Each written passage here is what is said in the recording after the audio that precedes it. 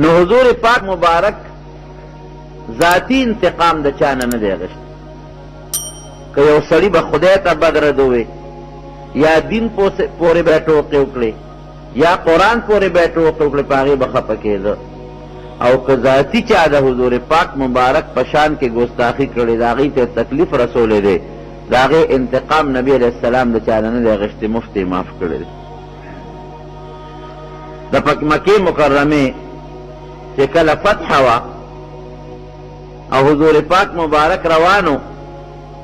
12,000 لښکر د مسلمانانو ورسره دی تقریبا 12,000 په دا منځ کې ډېر لوی تعداد دی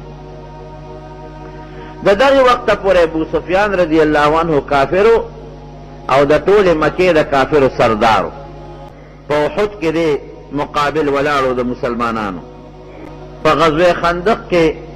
د مسلمان خلاف د کافرو مشر دی په حدیبیه کې چې کله نبی علیه السلام ته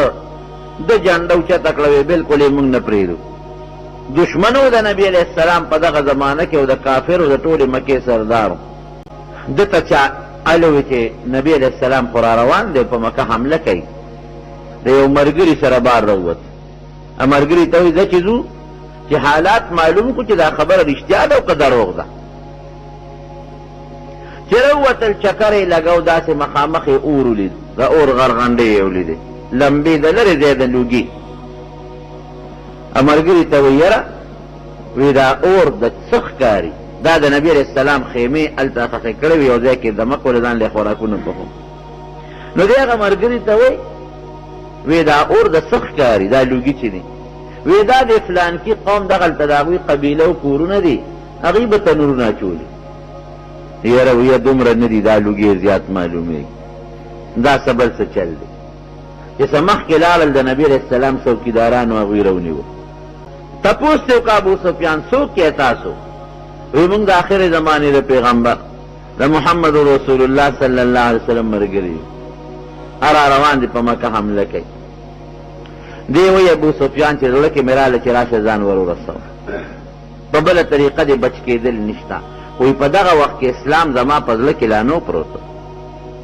مسلماني مې زړه ته نه وه کوی شوې هغه ملګری ورسره شو نبي علیه السلام له روان شو حضرت عمر فاروق رضی الله عنه ورسئ چې دا خو ابو سفیان دی او په څاروي سور دی حضور پاک مبارک ته روان دی او د نبی علیه السلام خوی مبارک خو موږ ته معلوم دی که هغه له ورسېد ماپ دی راشه که د هغه د رسېدو نه مخکې مې چې د چپه کړ توره یې راوویسته او په اسې ور منډه کړې هغه هم ترې منډه کړې دی ورپسې دی اواز هم ورکوي ته خو لږ ودرېږه لږ غوندې یو فوټې ولې منډه وی تا خو موږ سره ډېره غټه دشمني کړې ده لږ انتظار وکړه خو خیر ابو سفیان د ده نه مخکې نبي علیه السلام له ور ورسېد کېناست ورسره او دې کې حضرت عمر ور ورسېد حضرت عمر فاروق رضی الله عنه ورته وایي د الله رسوله ابو سفیان دله راغې ما ته یې پرېږده زما دې تورې ته یې پرېږده چې نن خو دا خپله توره پې وګورم وی عمره لږ په قلار شی د خدای رسوله دا هغه نو چې د احد په جنګ کې دې زموږ مقابل ولاړو او واقعي دشمنو چې کله د احد جنگ کې صحابو ته تکلیف ورسېد او د حضور پاک مبارک غاښونه هم پکې مات شو شهیدان شو دی راغی او نبي علیه السلام داسې مخامخ ودرېد دا ابو سفیان رضی الله عنه مخامخ ودرېد او اواز یې وکړ وی په تاسو کې د نبي علیه السلام نوم یې واغېشت اشته حضور پاک صحابو ته یې غږ مه کوئ وی ابوبکر شته وی غږ مه کوئ وی عمر شته نبی علیه السلام یې غږ مه کوئ نو چې جواب یې ور نه کړ نو ابو سفیان وی داسې معلومېږي چې جواب را نه کړ چې لکه درې وړه خو مړه دي نو عمر ټینګ نه شو ای د خدای دشمنه خوشحالېږه ما هم دا درې واړه ستا دپاره الله جمدي ساتلي دي دا مړه نه دي ښه نو ابو سفیان ګوره د حضور پاک مخامخ چغه وی اعلی هبل هبل د هغوی یو بوتو لوی بوتو هبل زنده‌باد زمونږ هغه خدای هبل زنده‌باد نبی علیہ السلام مبارک صحابو ته فرمایل وی جواب ورکې وی څه وایو وی تاسو دا وایئ چې الله اعلی و اجل هغه وی هبل زنده‌باد او تاسو وی الله اعلی و اجل خدای زنده‌باد الله همیشه جمع دی الله لوی دی او د عزت خاوند دی. صحابو جواب ورک. ابو سفیان بیا आवाज ورکي وی لنا العزا ولا عزا لكم، وی زمونږ د عزا غوندې خدای شته، استاسو خدای نشته. نبی علیہ السلام مبارک صحابو ته جواب ورکي وی سو وایو؟ وی داسې وایي چې الله مولانا ولا مولا لكم، الله زمونږ مولا دی، استاسو نشته. ګوره دومره مخامخ دشمن په غزوه خندق کې د ټولې دنیا کافر را جمع کړو، ګرد و نواح چې څومره او د مسلمان خلاف لښکر جوړ کړو. که الله د سلمان فارسی په زړه کې او د نبی علیہ السلام په زړه کې د خندق د کنولو طریقه نه واچولې او مسلمان ختم. لیکن دغه ابو سفیان چې نبی علیہ السلام ته مخامخ کېناسته او عمر فاروق وی د الله رسول ایمان اعلان نه دی راوړی، زما دې تورې ته یې پرېږده. حضور پاک مبارک او فرمایل عمر په قلار شو. څنګه راغلی ابو سفیانه؟ وی صاحب باس ډېره دشمني مې ستا وکړه، ډېر جنګونه مو وکړل، دې خدایانو او بوتانو ته م ډېره چغې والې په کار م رانهدل، ایمان ته مې زړه کېږي چې مسلمان شم. بیعت یې وکړه، الله مسلمان معاف شو. بلکې معاف کېدل خو څه کې، نبی علیہ السلام چې دله کوم عزت ورکړ، دومره عزت یې ورکړ چې اعلان یې وکړ چې څوک هم د ابو سفیان کور ته ننوت هغه ته امن دی. اوس په مکه حمله ده که نه، دشمن به اوس ختمېږي چې د ده کور ته څوک ننوتل هغه ته امن دی. دې څه وایي؟ دی وایي صاحب زما کور خو راکوټې دی، ټول خلک خو په هغې کې نه ځایږي. وایي ښه دا اعلان دی چې څوک هم په خپل کور کې کېناست او ځان پسې دروازه بنده کړه ده ته هم امن دی. څوک که د بیت الله جومات ته ننوت هغه ته هم امن دی. ابو سفیان اوس خوشحاله شوې؟ وی اوس مې زړه خوشحاله شو. او دې بیا هم وایي دغه وخت خو مې ایمان راوړه، مسلمان شوم، خو زړه کې مې لا ګورې بیا هم ایمان نه و ناسته، وروسته مې په زړه کې به ایمان مستحکم شو. حضرت هندا نبی علیہ السلام ونه بخل، تر سره څومره ظلمونه کړي. حضرت وحشي رضی الله عنه د حضرت حمزه سره څومره ظلمونه کړي، وی نه بخل. بل تم وی واعف عمن ظلمک، څوک در سره ظلم کوي عفو کوه. او په خپل حضور پاک مبارک په دې پوره عمل کړی. یو یهودي په مدینه شریفه کې زید ابن دسنه نبی علیہ السلام ته قرض اخیستی و. په هغه نیټه کې 2 ورځې پاتې وې دا یهودي راغی او دقسې مخامخ حضور پاک مبارک ته ودرېد. وی زما هغه قرض دې برابر کړی دی؟ حضور پاک مبارک ورته فرمایي وی ملګري هغې کې خو لا 2-3 ورځې شته که نه په نیټه کې، انشاءالله برابر بشي. هغه ستغې سپورې شروع کړې. وی تاسو د عبدالمطلب اولاد هم دغسې کوئ، خلکو نه قرض والي او بیا نه ورکوئ، او خلکو نه قرض اخلي او خورئ یې. ډېرې ستغې سپورې د نبي علیہ السلام مبارک په شان کې وې، ډېرې ګستاخۍ یې وکړې. حالانکې بې ځایه په دې چې لا په نیټه کې خو 2 ورځې شته که نه. صحابه غصه شو. عمر فاروق رضی الله عنه را پاسېد، وی چپ زمونږ په مخ کې ته زمونږ ښکلي پیغمبر ته غصې کې، اوس به دې برابر کړم. ګوره نبی علیہ السلام مبارک د عمر غصه په ځای وه چې نیټه کې 2 ورځې شته او ته مخکې راځې او زمونږ پړوان دې حیا نه کوي او زمونږ پیغمبر په شان کې ګستاخي کوي او بدې ردې دی. لیکن حضور پاک مبارک ته وګوره که نه یا عمره بد دې وکړل. وی صاحب ته ته نه ګورې چې ستا ګستاخي کوي زما په مخ کې؟ یا عمره وی دیم تا ته محتاج او زه محتاج وم، ده ته به دې نصیحت کړی ما ته به دې نصیحت کړی، ده ته به دې داسې نصیحت کړی چې وروره قرض کې دې لا ټیم شته، په نرمۍ به دې پې کړی، او چې څوک قرض غواړي نو په سخته نه غواړي که. او ما ته به دې نصیحت کړی و عمره زم ستا نصیحت ته محتاج وم، ما ته به دې ویلي چې د الله رسوله چا نه چې قرض والي وخته مخکې ورته تیار ساته. ګوره څومره ښکلی پیغمبر. که بل څوک وی عمره ښه دې وکړل، یو څو څپېړه یې ووهه، دې د ټیم نه مخکې راغی و ستغې سپورې وی راویې غوښتې ورشه دله خپل قرض خلاص کړه چې څومره قرض یې دی اوله پوره کړه او لږ ولا زیات هم ورکړه، ځکه چې عمره تا لږ ورټل. ګوره دې ته نه وایي چې زه یې ورټلم او زما بدره دې د خلکو په مخ کې و، زما نیکې وستایې، زما قوم یې وستایې. وی نه تا عمره لږ خفه کړی دی چې په چا د چا قرض پوري که نه نو هغه ته څوک خبرې نه کوي، ورشه لږې زیاتې ورکړه. بویه ته خپل حق یې ورته وتله چې هغه لږې زیاتې ورکولې نو هغه زید بن دسینه یهودي ورته وایي وی زما خوشي پوره شو دا زیاتي سره کې. یاره وی دا تا ته مال ته یو څو خبرې وکړې نو حضور پاک مبارک راتاو فرمایل چې راغی په بدل کې ولا لګي او پټي زیاته کجوري ورکړي او کې څوک داسې ورنو ته څوک وی عمر او دې نه پیژنده وینا وی زما زید نوم دی زید ابن زسینا یهودیم او هغه د یهودیانو هغه لوی مولا وی ومقتیمه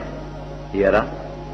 وی دا خو تا ډېر بد وکړل ته خو یهودي او په یهودیانو کې بیا د پوهې خاوند دی د یهودیانو د علم خاوند دی نو تاله بیا د نبي علیه السلام په شان کې دومره ګستاخي کول او دومره ستغې سپورې دا خو دله نه وه پکار او ورته څه وایي وی دا مې قصدن کول زما نیټم لا نه به پوره وی ما په خپلو کتابونو کې د آخرې زمانې د پیغمبر چې څومره صفتونه لیدي ما سوا د دریو نه باقي ټول مې په ده کې مونتي درې مې نو مونتي هغه درې یو دو چې دی به صبر کوي عفو او درګذر به کوي او چې څومره ورته ستغه وی نو د ستغې جواب به په ستغه نه در کوي په نرمه به در کوي چې څومره د جهالت کار ورسره کوي دی به تا سره د جهالت کار نه کوي نرمه لهجه به در سره برابر وی عمره وی نن مې پکې هغه صفتونه مومونتل ما په امتحان کو چې ده کې دا صفت شته او که نشته نن مې پکې هغه صفتونه مومونتل راځه عمره ما سره لاړ شه را په مخه کړه حضور پاک مبارک ته راغی وی دا الله رسوله پتا کې چې څومره صفتونه ټول مې مونتي یو درې پاتې و اراته نن معلوم شو لاس یې را دې خوا که لاس یې ور اخوا که او د حضور پاک په لاس یې بیعت وکړه الله مسلمان د ښه خوی څومره ښکلی سر د عفو او د درګذر چې څوک چاته عفو وکړي چې ما وبخلی دا ډېر لوی صفت دی دا خدایي صفت دی بخښنه خو الله کوي او چې چا یو مسلمان ته وایي چې ما نه زیاتې شوی دی ما معاف کا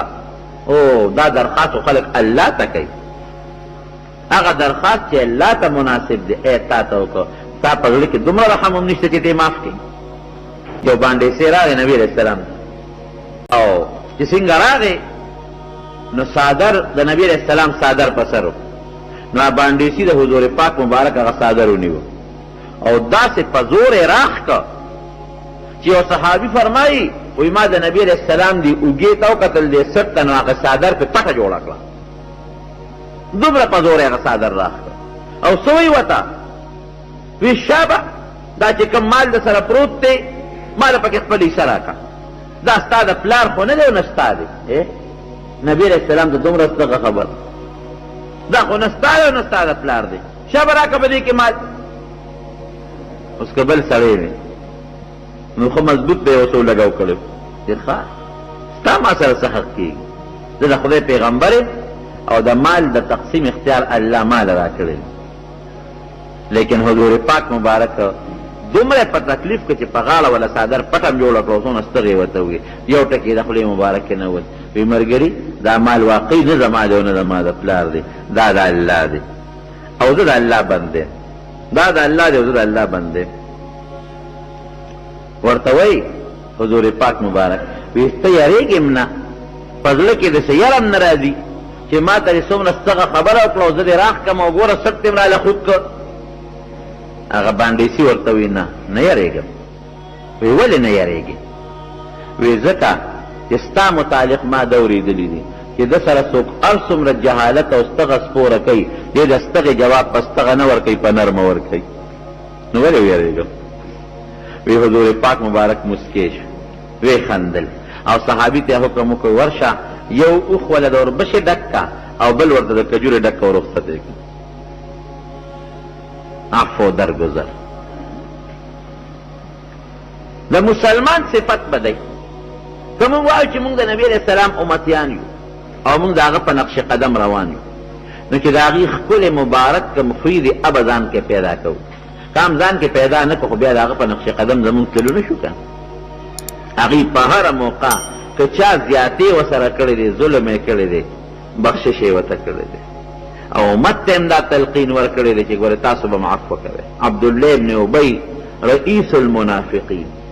د منافقانو سردار چې په هره موقع به نبی علیه السلام په تکلیف کې په شیشه به لګیا ورپسې بد به یې وی مخامخ به یې خبرې کولې د مسلمانانو منځ کې دشمني به پیدا کوله او یو وخت کې د حضور پاک مبارک په ذاتي زندګۍ په حیا حمله کړې وه دومره خطرناکه حمله کړې وه چې رسول الله صلی الله علیه وسلم ډېر زیات خفه کړو، صحابه ډېر زیات پریشانه کړو، ذاتي الزام په نبی علیہ السلام مبارک خراب لګولو. چې کله مړ کېده نو وصیت یې وکړ، وی په ما به جنازه نبی علیہ السلام کوي، او وی ما له د نبی علیہ السلام کمیس راوړی ما ته یې واغوندوی. زوی یې راغی حضور پاک مبارک ته ودرېدی، د الله رسوله زما پلار یو دو وصیته کړي. وی وایه؟ وی یو خو دا دی چې ته خپل کمیس راکړي چې مونږ یې هغه ته واچو، او بله وایي چې جنازه به راباندې نبي علیہ السلام په خپله کوي. ها دا زما کمیس خو واله، کمیس یې ورکړه، دا ورته واچو. او وی زه چې جنازه تیاره شي زه درځم. چې جنازه تیاره شوه نبي علیہ السلام مبارک ورغی، خو چې جنازې ته ور مخکې شو نو حضرت عمر فاروق رضی الله عنه د مټ د لمن نه کلک راونیو. د الله رسوله څه کوې؟ مخ یې راواړوي پرېمېده عمره. وی نه اخر په چا جنازه کې؟ یو یو د هغه هغه یعدد علیه، د هغه هغه چې کوم د تېرې شوې زمانې هغه صفتونه ورته شماري. پلانکي وخت کې تا له رد جواب نه درکړی، پلانکي وخت کې ستا متعلق دا خبرې نه وې کړې، پلانکي وخت کې ستا په پاکي بیبي باندې الزام نو لګولی، یو یو ورته شماري. نبی علیہ السلام مبارک کی اخواشه عمره پرېمېده، بیا ورته را مخکې شو. تا ته الله نه دي ویلي چې بخښنه وله مه غواړه، او که اویا ځله وله بخښنه وغواړې نو نه یې بخښم؟ الله نه دي ویلي، نو ته وله بیا هم بخښنه غواړې؟ یا عمر وی دا خو ټیک ته چې ما ته الله ویلي دي چې که اویا ځله وله بخښنه وغواړې نه یې بخښم، خو که ما ته دا پته ولګي چې د اویاو کرتو نه زیاته بخښنه باندې دې بخښلي کېږي زیات وله ویم. ګوره دومره خطرناک دشمن منافق، دا اویاو نه زیاته بخښنه وله غواړم، خو که ما ته پته ولګي چې دې به بخښلي کېږي. اخواشه عمر یې رستو کړ او جنازه یې پرې وکړه. جنازه یې پرې وکړه. الله په قرآن کې آیت نازل، لا تصلي على احد منهم مات ابدا ولا تقم على قبره. بیا چې په منافق جنازه ونه کړي او بیا قبر ته ونه درېږي، پس د منافق جنازه دغه وخت کې منع شو چې بیا به جنازه پرې نه کړي. لیکن د حضور پاک مبارک د هغه ښکلي خوی، عفو او درګذر د هغې اثر څه شو؟ د دغې عبدالله ابن ابی چې څومره قوم په زرګونو خلک و ټول الله سوچه مسلمانان کړل. نورونو عفو او درګذر دا د ښکلي پیغمبر صفت دا ځان کې پیدا کړي. که څوک هم تکلیف درته در ورسوي، کنزل درته وکړي، د بدو جواب په بدو مه ورکوئ. او بیا څوک جرګه دله راشي یا هغه سړی په خپله راشي و یاره ما نه غلطي شوې ده، د الله لپاره معاف کوه.